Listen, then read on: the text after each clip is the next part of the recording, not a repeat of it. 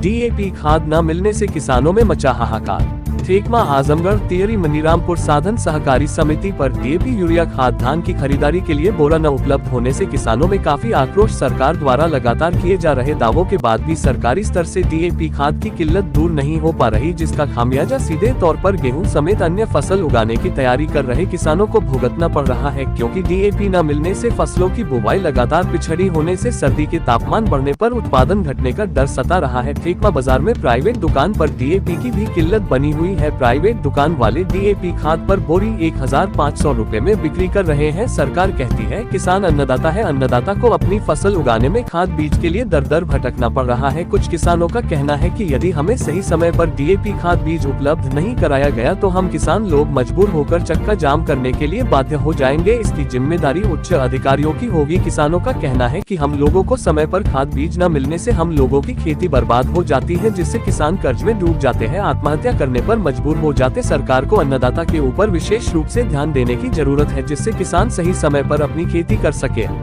TV 1 news के लिए bureau report. क्या समस्या है?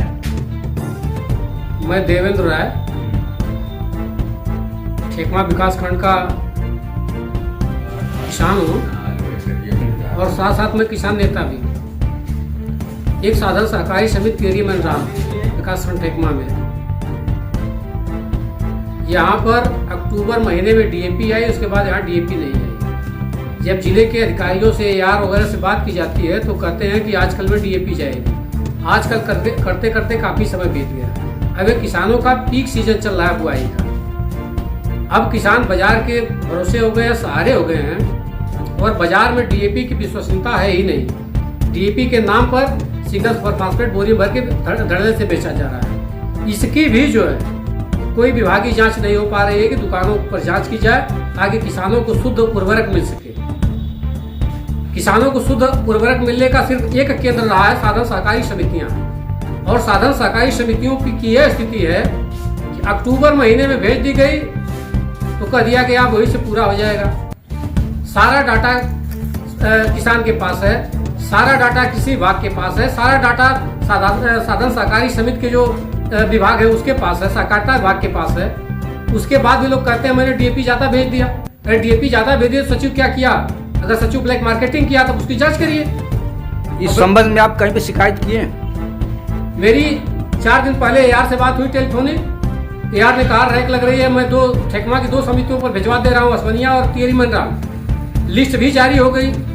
जब रैक लगी तो सूची संशोधित करके दोनों समितियों का नाम सूची से हटा दिया गया।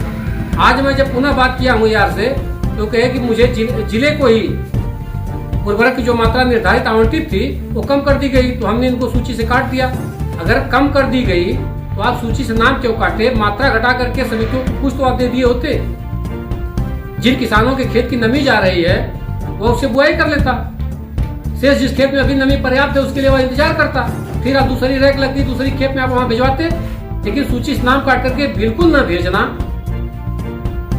यह किसानों के साथ घोर अन्याय है और विभागीय उदासीनता और लापरवाही है। इसके लिए मैं स्पष्ट बता देना चाह रहा हूं कि यदि शीघ्र व्यवस्था दोनों समितियों पर नहीं हुई